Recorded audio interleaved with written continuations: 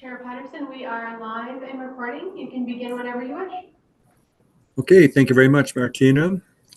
Good morning, everyone. As normal, I will read the instructions on how to run a meeting. Reminding us all that this meeting is being recorded and live streamed on the YouTube channel. It's a hybrid meeting with attendants joining from the council chambers and remotely.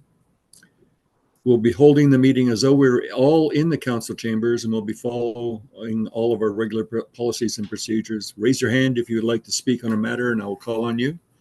When I call for the vote, I will call for all those in favor, followed by all those opposed, and you will physically raise your hand to vote in the manner you wish to vote. Calling the roll. I'm Jim Patterson. I'll chair the meeting. I see Harold Nelson there on screen. I'll ask if Mark Porter is there. Present. And Mark is. And Rob Lamar. Present. And he is. And Rod Manley has expressed his regrets. The staff are Martina and Christina as usual. And with everyone in attendance, call the meeting to order. If anyone has a pecuniary interest, please let us know by putting your hand up. And seeing none or hearing none, we'll move forward. The committee of minutes from November 29, just a couple of weeks ago. Need a mover and a seconder to receive and approve those minutes. I'll move that. Mark and Rob. All those in favor? And I've lost part of the screen here. Huh. Okay. I can see the people who are not in the meeting in the room, but I can't see the room.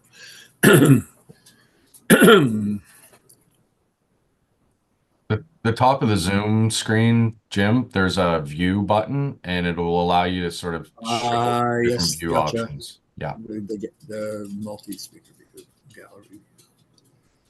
Okay, gotcha. Thank you. It's as if it's my first Zoom meeting.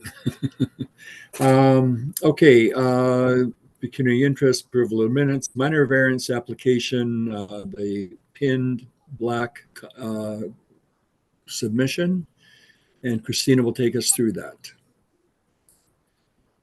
Good morning, everyone. Thank you, Chair, members of the committee, and the public. This is the public meeting for minor variance application file number A-04-24.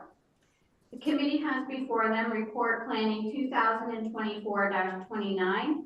And I just want to point out for the committee, I did make a mistake in the recommendation, and I will highlight that, but I referred to the new dwelling as a two-story dwelling, and it's only a single-story dwelling. So that recommendation will be changed on the decision.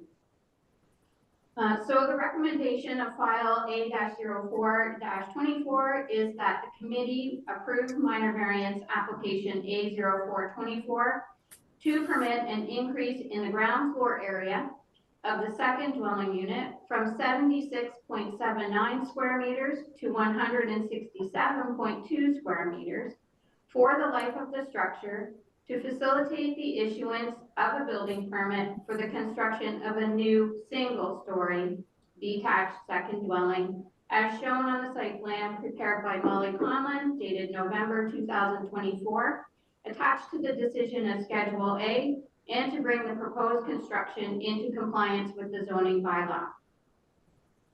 This variance is deemed to be minor in nature and is appropriate for the development of this land. The application maintains the general intent and purpose of the official plan and zoning bylaw. Approval is recommended conditional on the following. Number one, obtaining any necessary permits from ORCA, Douro-Dummer Building Department, and any other required ministry or agency. Number two, that the issuance of building permit number DD-2024-0144 for the proposed dwelling clearly identifies the structure as an additional dwelling unit to ensure compliance with the official plan and to prevent the future severance of the second dwelling unit. Number three, that verification from an Ontario land surveyor be provided to the township's chief building official after the structures are framed to confirm that all applicable setback requirements have been met and to ensure compliance with any relief granted by this decision of the committee. And finally, number four, that if any archaeological resources should be discovered during the course of development, all excavation must stop immediately and an archaeologist must be contacted. Potential significance of the findings will be assessed and mitigative options will be identified. The recommendations of the archaeologist must be followed. So as a bit of background for the public, the owners of the property, Scott and Shailene Pinn, and Gavin and Elise Black, have applied for a minor variance on their property located at 1452 Third Line Road, North Dummer. I believe Scott Pinn is in attendance today. The owners wish to construct a single-story detached second dwelling unit with a ground floor area of 167.2 square meters and a 55.7 square meter covered porch. The existing two-story primary dwelling on the property has a ground floor area of approximately 109.7 square meters with an approximately 48.8 square meter covered porch. The bylaw requires that the maximum ground floor area of a detached second dwelling unit must not exceed 70% of the ground floor area of the primary dwelling unit. In other words, for this property, the second dwelling unit must not be greater than 76.79 square meters. So the purpose of the minor variance is to permit an increase in the ground floor area of the second dwelling unit from 76.79 square meters to 167.2 square meters. Notice of the public meeting was provided on November 26, 2024 by email to all prescribed persons of public bodies and to every public body that has provided a written request for notice. Due to the Canada Post strike, notice of the public meeting was provided by personal service to every owner of land within 60 meters of the subject property on November 27th. A sign was posted on the frontage of the subject property and the notice was posted on the township website. The giving of notice complies with the applicable regulations of the Planning Act. The following comments were received. Autonomy Region Conservation Authority indicated that the application is consistent with Chapter 5 of the Provincial Planning Statement, which references natural hazards. Orca noted that the development will not create new or is proposing to aggravate existing hazards, and the subject property is not located within an area that is subject to the policies contained in the Trent Source Protection Plan. Orca noted that the second dwelling unit is beyond the regulatory jurisdiction of the property, and permits from Autonomy Conservation are not required. As of the writing of the report, there were no other written or verbal comments received from the prescribed persons or public bodies. After the writing of the report, one member of the public did attend the Township Municipal Office and met with me to discuss the application.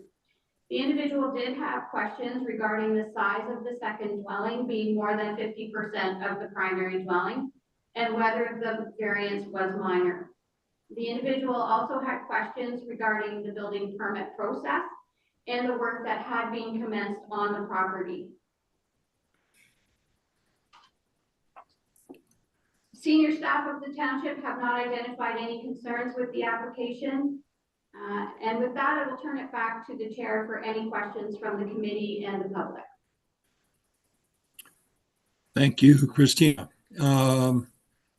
Any comments from or questions from Mark and Rob and Harold? Seeing none. Scott, you're on camera. Do you have anything to add? I just have one question with the third point, I guess, in terms of obtaining a survey. So two questions around that. It does say obtained at the point of framing. So currently, to obtain a surveyor, it's expensive and lengthy process. It seems to be about 2 months I've called around all surveyors, and it seems to be about 2 months to obtain a survey. And secondly, yeah, it's quite an expense. We've already gone through some expenses in terms of locating existing septics to make sure that the information at the township is up to date, because it wasn't in the right spot, and we wanted to make sure that we're adhering to that where it's supposed to be and where the new driveway is, et cetera, et cetera. So my question is around, does it have to be an Ontario land survey? Could Molly Conlon again do the survey, which would speed things up? And if it does have to be a survey, this would hold up building the property, of course. So if someone could comment on that. Thank you. Staff to respond? Yep, through you, Chair. I think that it's fair, given that the proposed dwelling is set back quite a bit from the side lot line, which is required to be 6 meters, and as proposed, it's 40.6 meters. So there's quite sufficient setback from the interior side lot line.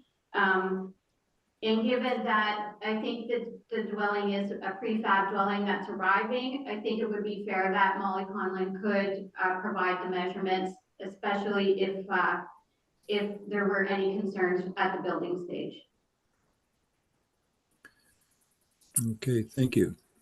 Scott? That sounds great. Thank you very much. Okay, are there any other comments? Seeing none, a motion from the committee. Yes?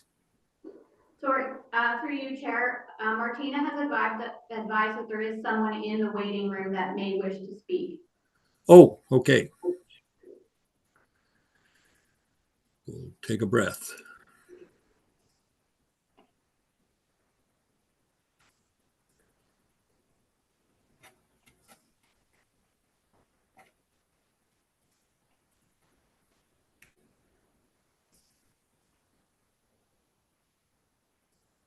Through you, the chair, it looks like the person is just observing. They're not going to submit comments. Okay. Thank you for pausing for them. All right, so we don't need to wait any longer. Okay. Harold? Yeah, I was just going to say, Mr. Chair, whenever you're ready for a motion, I would be prepared to make a motion. I think we're ready. Okay, I'll make a motion that we accept the recommendations from our planner and move on with that process. And that's with the revision about the comments about the survey. Okay.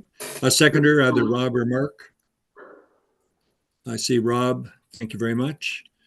Any other comments? If not, all those in favor. And that's unanimous. Okay. Thank you. And Scott, we look forward to the development of your property. Harold? Thank you very much. Sorry, Mr. Chair. Should we also have included in the motion with the recommendation about the survey? Sorry, Martina has confirmed that is in there. So that's in there. So I guess we don't have to worry about that. Thank you. Okay. All right. And now the next meeting, a possibility by nodding and taking a look at your calendar, January 24 is a potential next meeting. Does that suit everyone's agenda? Currently works for me. And it does, and it does, and it does. Okay. Martina, you're set to go if you need to. Thank you very much. No other comments? Motion to adjourn. I'll make that motion. and Rob and Mark and we're out. That's All right. done. And hey, have a happy holiday season if it happens to happen.